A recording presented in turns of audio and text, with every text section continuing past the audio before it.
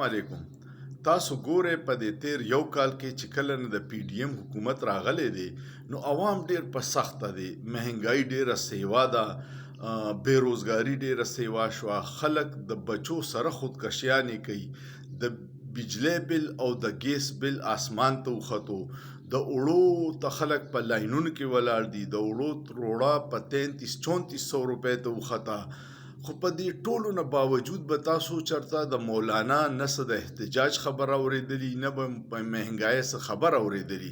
خو پرون یې ډېر په غوسه کې د احتجاج اعلان وکړو چې اسلام آباد ته د ټول ملک راشي. دا ولې؟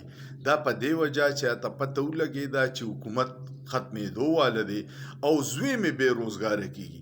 دا دومره چغې چوغارې او غوسې ما خو وي چې هغه صحافیان ژوندي خوري.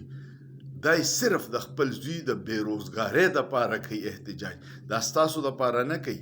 د عمران خان د ټول نه غټه کارنامه د نمل یونیورسټۍ د شوکت خان امدالقادر نم سیوا دا ده چې قوم ته د دې سړي اصلي حقیقت وښو.